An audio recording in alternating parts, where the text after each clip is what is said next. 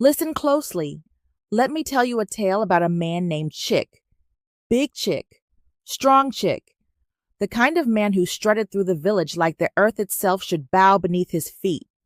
But by the time you reach the end of this story, you'll laugh, because this same Chik, who used to intimidate everyone, would soon become the most henpecked husband the village had ever seen. But I'm rushing. Let me start from the beginning.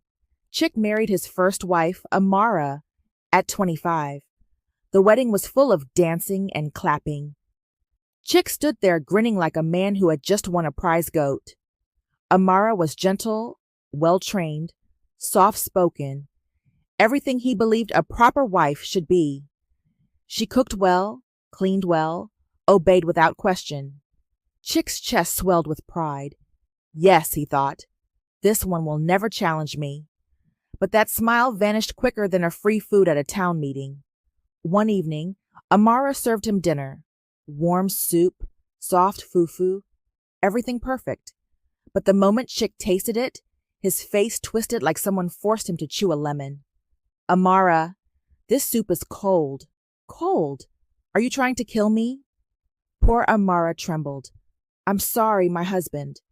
I'll warm it. Warm it? It should have been hot to begin with.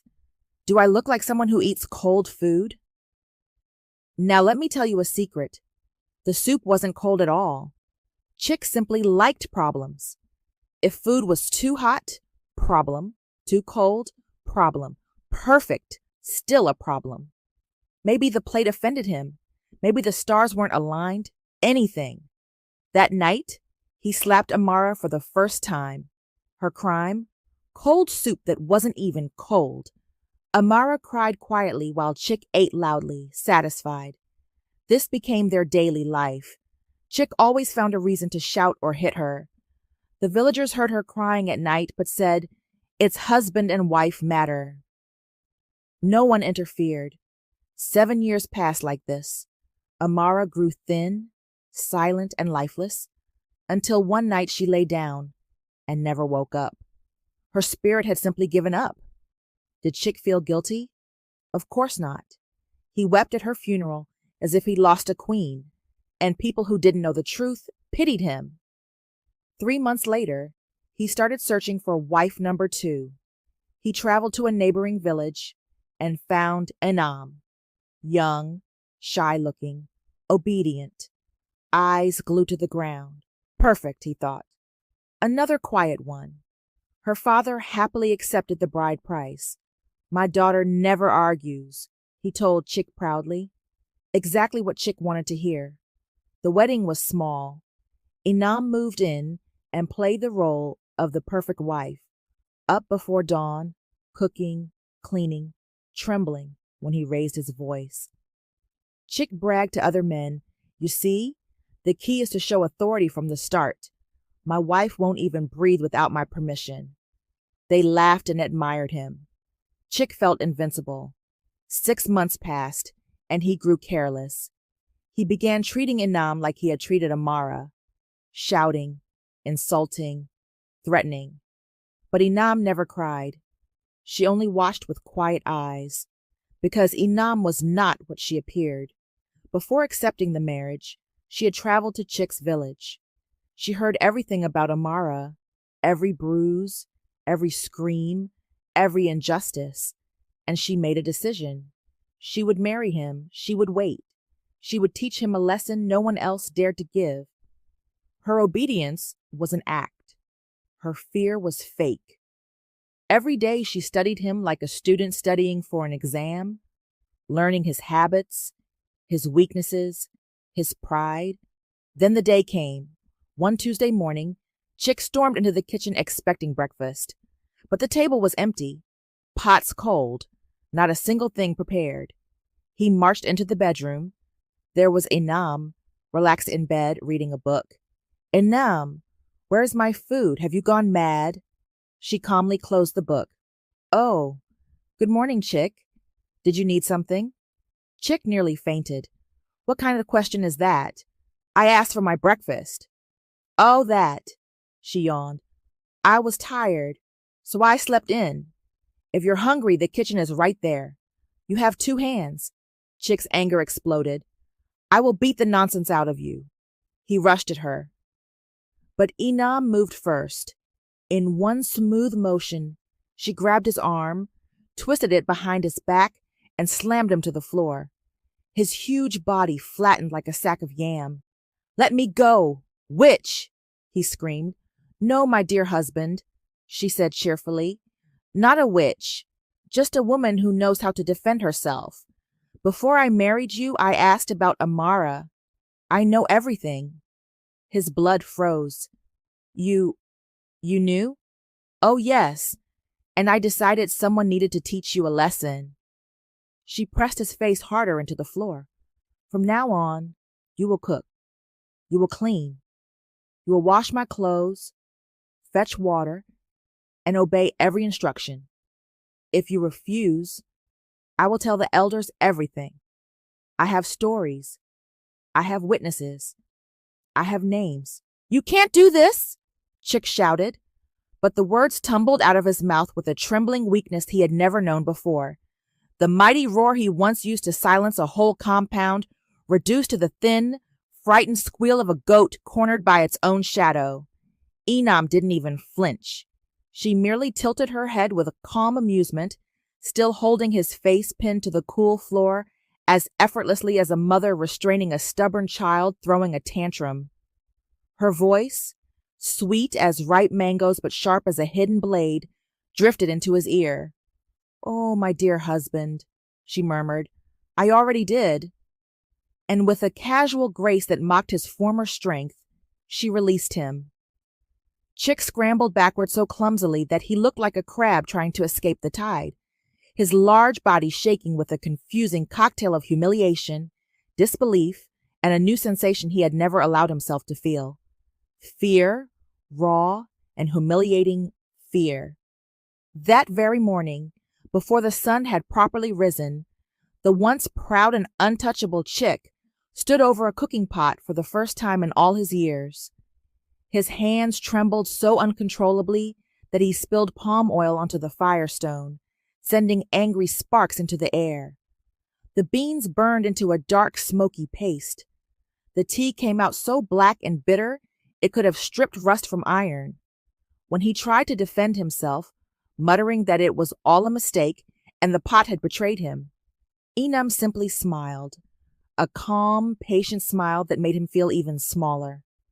Eat it, she instructed gently, and so he ate it. Tears gathered in the corners of his eyes.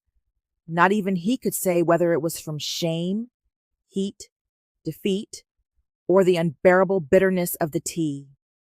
By midday, the winds of gossip had traveled faster than any bird.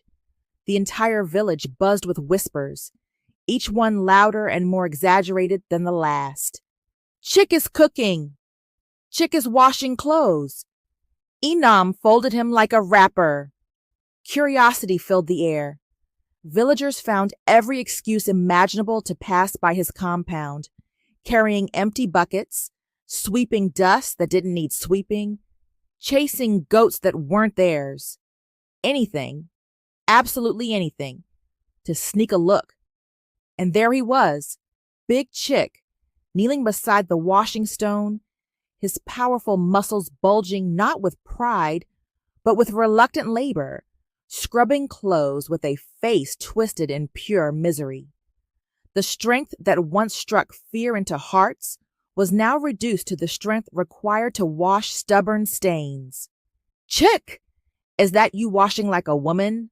A man shouted from the road, laughing so hard he nearly dropped his calabash of palm wine. Chik's face turned a deep, burning red, but he dared not stop. His hands kept moving, rubbing, scrubbing, wringing.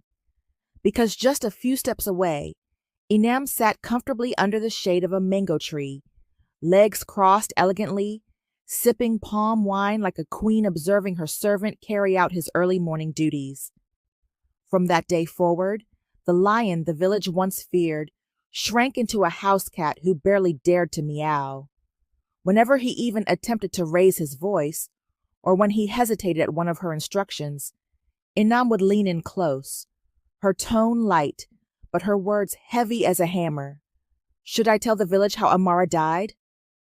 Every time, Chik froze. Every time, he obeyed. One afternoon, however, frustration finally cracked through his submission. For a split second, he forgot himself, forgot the threat that hung over him, forgot his place, and lifted his hand as if to strike her. That was the last mistake he dared to make. Before his hand even reached halfway, Inam snatched up a broom and chased him out of the house with a fury so fast and precise that chickens scattered, dust rose in clouds, and children burst into wild laughter. "Please! Ah, I'm sorry, Inam!" Chik cried as he ran in circles, arms flapping helplessly. Whack! The broom struck his backside. Whack! Another blow landed as he sprinted around the yard like a disgraced goat at a festival. Neighbors poked their heads out of their compounds, delighted. "Ah! This is better than cinema!" an old woman shouted, slapping her knees and nearly falling over. Chik has finally met his match. After that spectacle, Chik surrendered so completely that even the wind seemed to sigh with relief. He woke before dawn every morning to cook her breakfast, carefully, quietly, tremblingly. He cleaned the house until the floor shone like polished calabash. He fetched water from the stream 2, 3, sometimes 4 times a day, depending on Inam's mood. He washed her clothes with care. He ironed her wrappers until not a single wrinkle dared remain. He served her meals before touching his own, bowing his head slightly like a humbled servant. The women at the village stream adored the show he unknowingly provided. Whenever he arrived balancing an enormous bucket on his head, panting and sweating, they exchanged knowing glances. "Chik, my daughter needs a hard-working husband." One of the women teased loudly at the stream, her voice carrying across the water like a drumbeat. "After your chores, maybe you can come greet us properly, eh?" The others burst into laughter, the sound bright and sharp, ringing through the forest like a chorus of bells announcing festival day. Even the birds seemed to pause and listen, as though amused by the sight of the once feared Chik balancing a huge bucket on his head, wobbling slightly under its weight. Their laughter wasn't cruel, not entirely. It was the laughter of women who had watched generations of men rule without mercy, finally witnessing a slice of justice fall neatly into place. And deep down, they enjoyed every moment of it. Years drifted by like dry leaves carried by the harmattan, and with each passing season, Chik changed from the inside out. The powerful muscles that once made him look like a warrior softened from endless scrubbing, sweeping, bending, and lifting.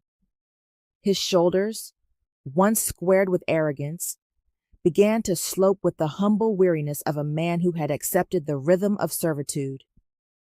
His booming voice, the same voice that used to shake walls and terrify neighbors, shrank into a gentle, almost timid murmur, barely louder than the rustle of the evening grass. When he spoke now, he sounded like someone afraid of disturbing the dust in the air, and his pride, his legendary towering pride, crumbled so completely that it now resembled nothing more than a handful of dry crumbs brushed absent-mindedly from a table after a meal. The story of his downfall traveled far beyond the boundaries of the village. People from neighboring communities made the journey deliberately, just to see him with their own eyes. They arrived in small groups, whispering among themselves, pointing discreetly at the man bent over a basin of soapy water. "Is that the one?" they would ask. "Yes," someone would reply, barely containing their amusement. "That one. The lion turned into a house cat." Some shook their heads in disbelief, others laughed until their eyes watered, and a few simply watched with their mouths open as Chik hung wrappers on a line or pounded yam with the defeated expression of a man who knew resistance was pointless. But what of Inam? She lived in peace, true, unshakable peace. Her days were filled with business and prosperity. She launched a clothing stall at the market, and her designs quickly became popular. Women from every corner of the region bought her fabrics proudly, praising her skills and her spirit. She walked through the village like a queen, back straight, head high, her steps confident and unhurried. Women respected her, thankful for what she represented.